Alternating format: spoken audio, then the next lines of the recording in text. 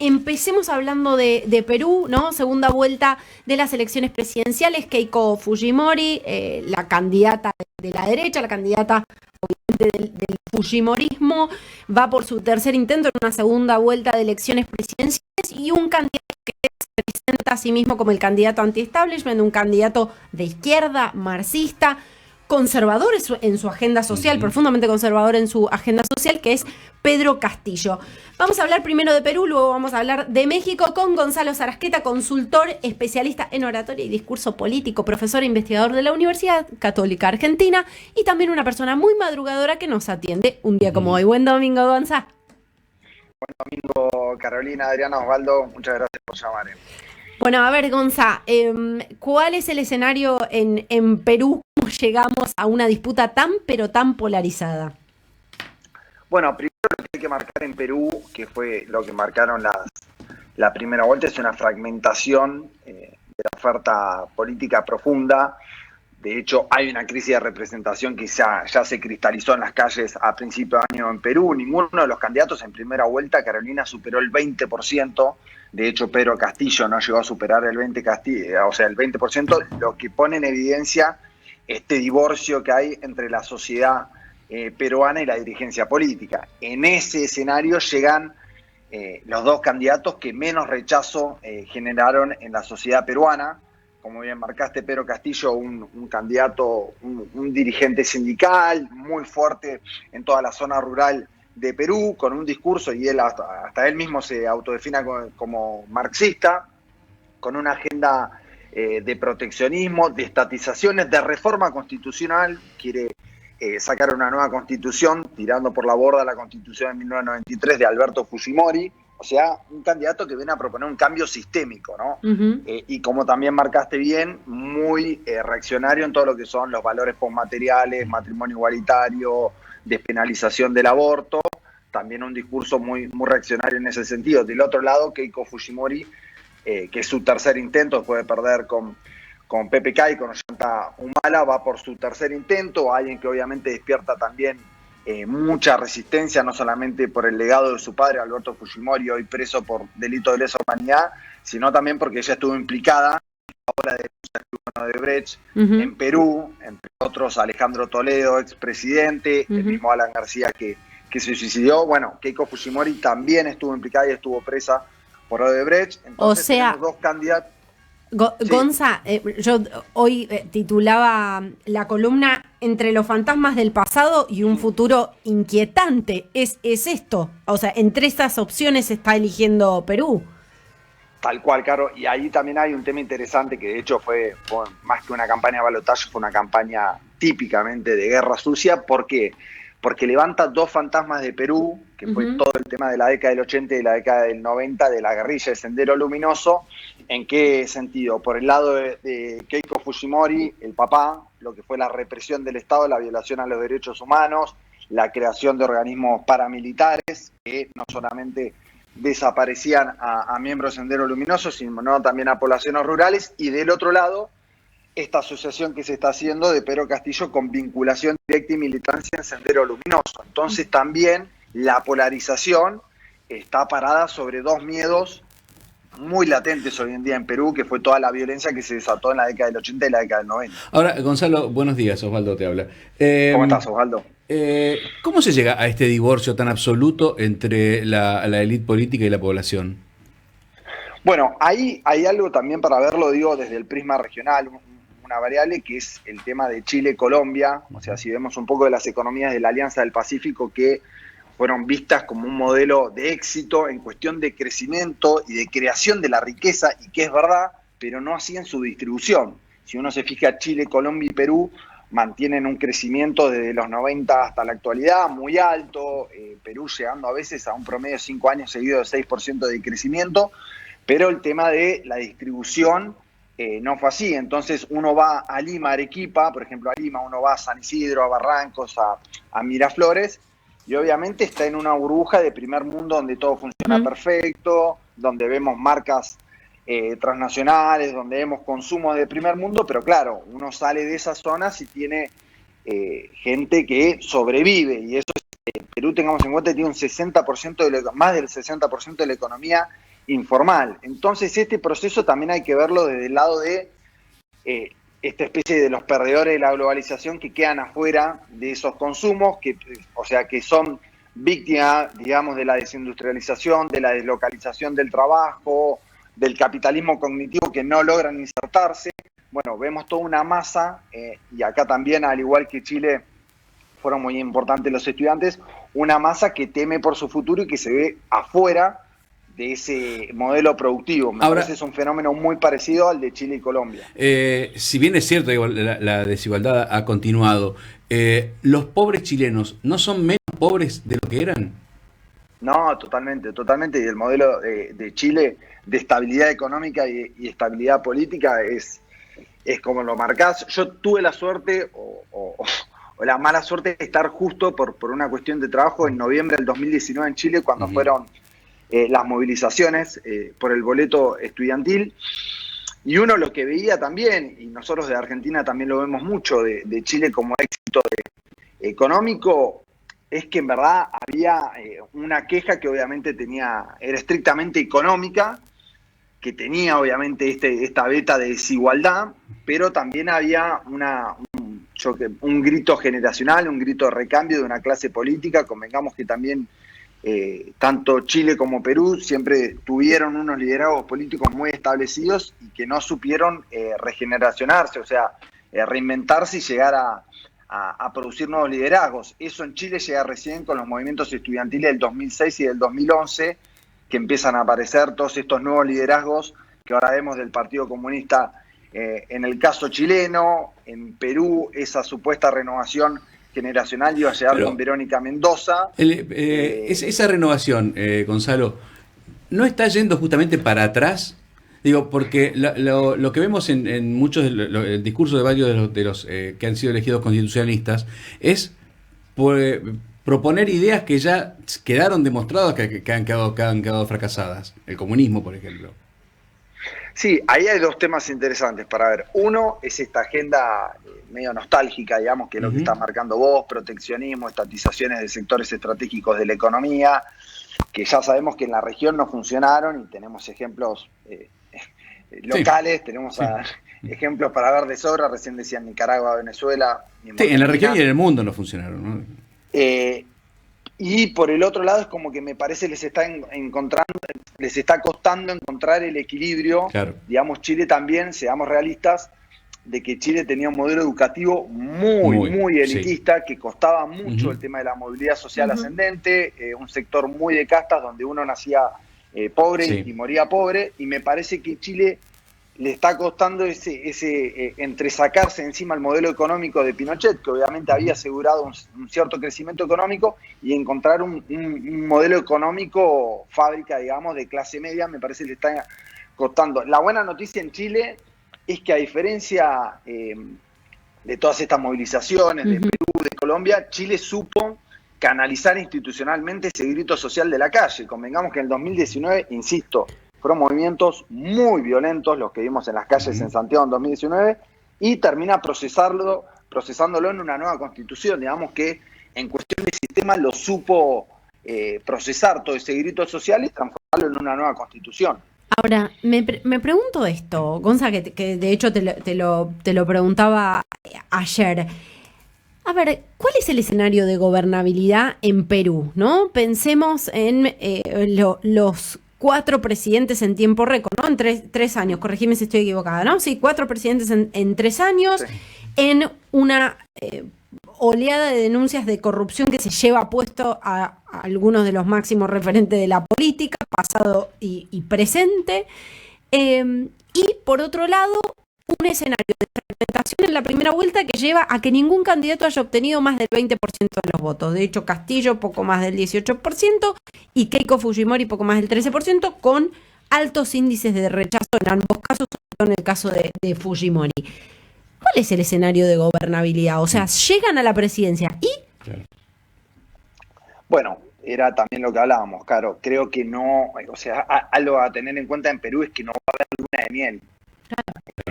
Estos 100 días que se le dan a un presidente flamante, que el círculo rojo de un país y la población se lo da, me parece que Perú no va a tener ese periodo de gracia. El presidente que llega, Perú es el cuarto país, según estatistas, según varias páginas, cuarto país en cuestión porcentaje de muertos de coronavirus, una contracción del PBI que llega casi al 10% el año pasado, siendo una economía que venía creciendo parejo.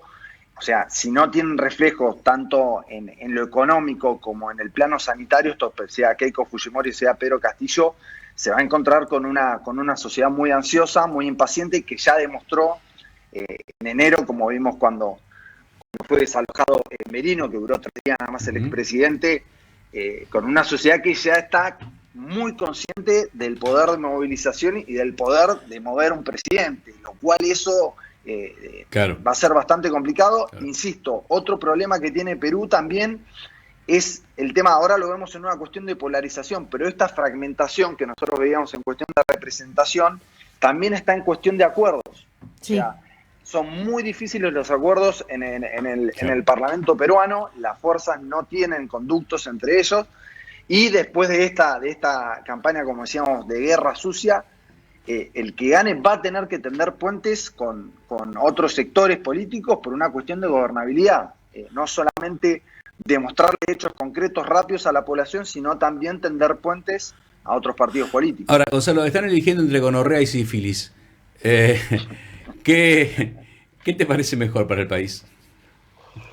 Bueno, ahí es una pregunta bastante complicada la que me haces, Osvaldo. Vargas Llosa mismo creo que sacó, bien insistiendo con sus columnas, que el mal menor es Keiko Fujimori. Sabemos que Vargas Llosa, pierde la elección con Alberto Fujimori al principio de los 90 y desde ahí es algo, imagínense, el ego de Vargas Llosa, o sea, no lo pudo superar nunca y es alguien que siempre estuvo muy en contra del fujimorismo, pero él lo que está leyendo al fin y al cabo es, digamos, desde una cuestión sistémica de que tirar todo por la borda, el modelo económico, el modelo constitucional y encima probar recetas, como recién decíamos, que ya están probadas y que no funcionan.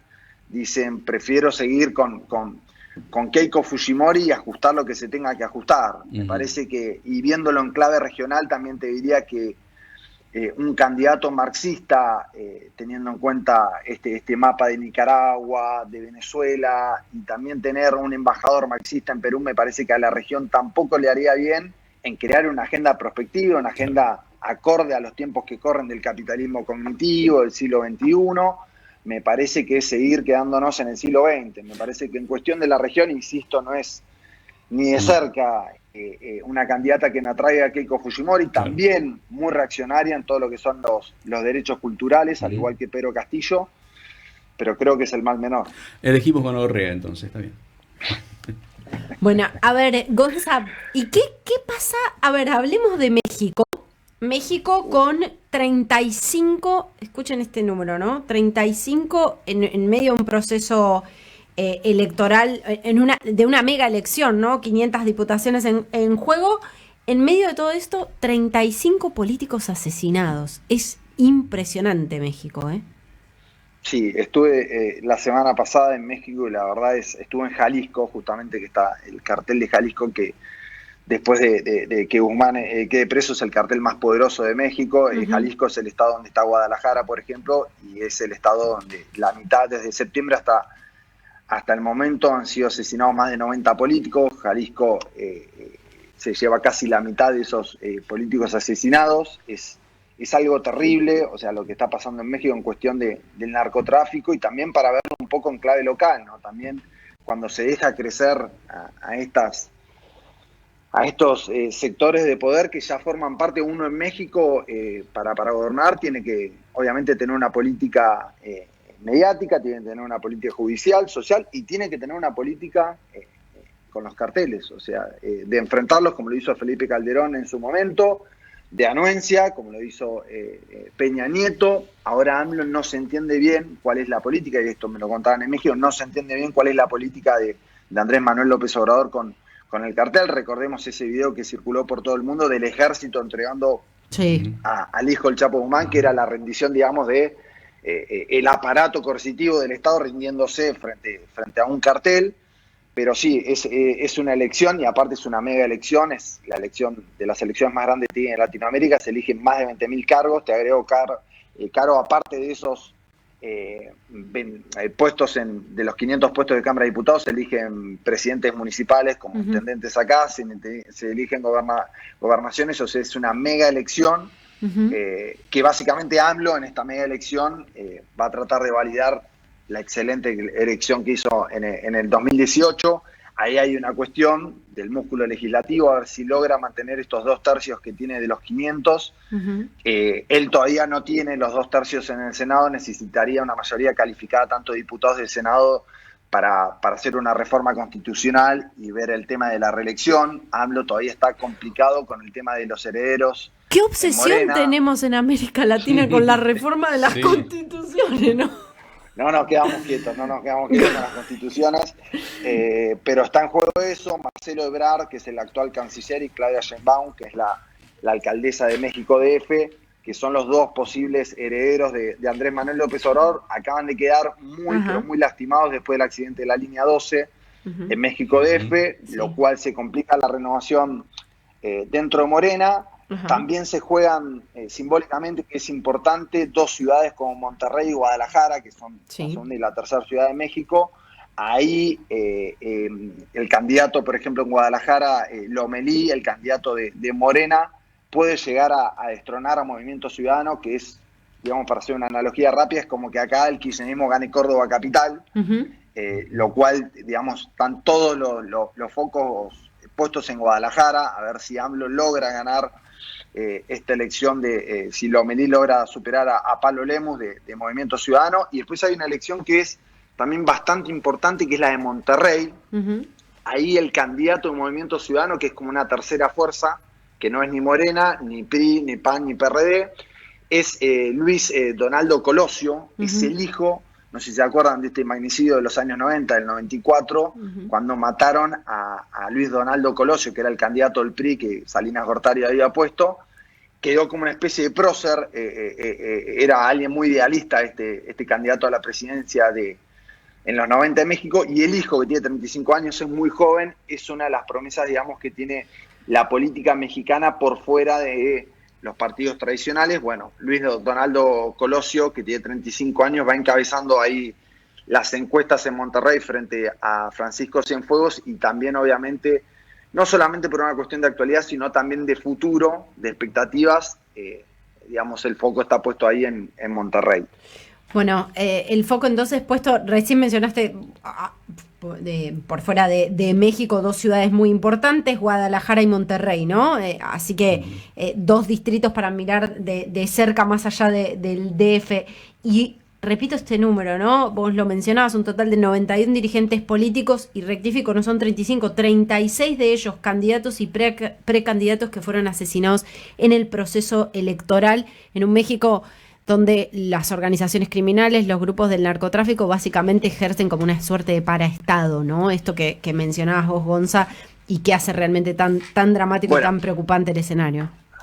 Ahí, claro, algo que a mí me sorprendió mucho, por ejemplo, en Guadalajara hay una plaza donde están todas las fotos de los desaparecidos. La figura del desaparecido es muy actual en México, los carteles por una cuestión de mano obra para los laboratorios, o hasta incluso para formar ejército de sicarios, secuestran chicos que generalmente son chicos de los barrios populares, y no se sabe nunca más nada de esos chicos. Y esto en Guadalajara, en Jalisco, es muy común, y es una cantidad importante de chicos que se van, y que las madres, los padres, digo que esto es una figura que a nosotros obviamente nos duele bastante, el tema de los desaparecidos. No se sabe más nada, el Estado no tiene información sobre lo que sucede, es una práctica muy habitual en México, la figura del desaparecido. Sí, de hecho, también los periodistas se enfrentan con esta amenaza. Claro. Uno de los países más peligrosos para ejercer la profesión. Desde el 2000, 138 asesinatos de periodistas en México, y 18 desde que está Andrés Manuel López Obrador. Bueno, que sabemos también el tema de que tiene con la prensa, al igual lo decíamos, las taras de las reformas constitucionales. Bueno, también decir la tara de ciertos presidentes con todo lo que es el periodismo, ¿no? Sí, absolutamente. Dicho sea de paso, en el documento de ideario y programa de Perú Libre, que es el partido del candidato Pedro Castillo en Perú, tiene todo un apartado sobre los medios de comunicación, uno donde habla sobre la televisión basura, y habla de que en realidad para el socialismo la libertad de expresión o la prensa tiene que ser funcional a la cohesión del pueblo. Realmente es muy, muy impresionante cómo aparecen obsesiones recurrentes. Una de ellas es eso, ¿no? Regular lo que se dice, regular el espacio de la libertad de expresión, ¿no? Sí. Sí, bueno, ahí está Adriana, que es un especialista en el tema y lo hemos hablado con ella varias veces, el tema también de sobredimensionar, o sea, el poder de los medios de comunicación en el control de la agenda, sin ningún tipo de evidencia de que la gente es mucho más viva de lo que esta es la gran contradicción que tienen estos líderes, ¿no? De subestimar el sentido crítico de la gente es mucho más viva de lo que le puede llegar a decir un líder de opinión, tiene un filtro la gente, y me parece que está como bien marcada, es una obsesión que tienen de que si controlamos los medios de comunicación vamos a controlar lo que vote o lo que piense la gente. Me parece que no es una agenda como mínimo actual, contemporánea, teniendo en cuenta todo el proceso digital, todo el proceso de los prosumidores, de las redes sociales. Me parece que es una agenda como mínimo obsoleta. Y seguro no democrática. Así que, además, Gonza Sarasqueta es consultor especialista en oratoria y discurso político. Gonzalo Sarasqueta, muchísimas gracias por esta charla con nosotros. Buen domingo para vos. Buen domingo a los tres. Muchas gracias por llamar, chicos. Besito. Carolina.